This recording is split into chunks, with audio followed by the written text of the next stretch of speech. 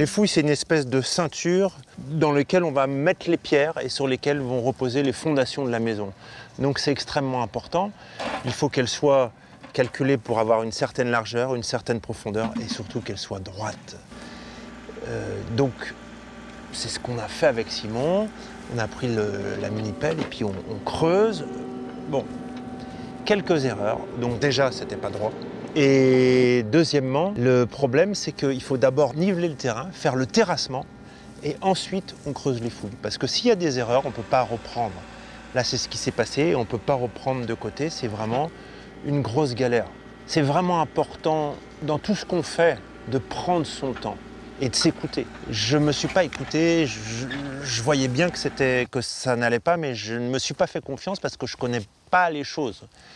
Et on a discuté avec Simon, donc on a la part de responsabilité partagée parce que moi j'ai accepté quelque chose qui, au final, je me disais non mais dans ma logique c'était mieux de faire quelque chose de plat et ensuite de creuser. Donc s'écouter, c'est vraiment important. Prendre son temps pour faire les choses, c'est vraiment important parce que l'erreur coûte cher. C'est vraiment le message que je veux faire passer. L'erreur coûte cher, soit en argent, soit en temps. Alors que ça aurait pu être vraiment évité. Pourquoi ça coûte cher? Parce que là, il va falloir faire les fondations après, c'est vraiment galère. Refaire les fouilles bien droites, donc ça veut dire prendre une espèce de marteau-piqueur, enlever à la pelle à la main, parce qu'à la mini-pelle, on ne peut plus le faire. Et donc, tout devient galère. Lorsqu'on ne fait pas les choses correctement au début, eh bien, il faut rattraper. L'avantage d'une erreur, si on veut regarder le positif, c'est que c'est une leçon, une formation.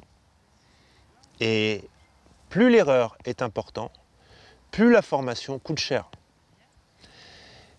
Donc, sur ce chemin de prendre son temps, de ne pas vouloir se débarrasser des choses, de ne pas vouloir vite finir, mais réfléchir d'abord, comme disait Einstein, si j'ai 1 heure pour résoudre un problème, je prends 55 minutes pour réfléchir comment résoudre le problème et 5 minutes pour le résoudre.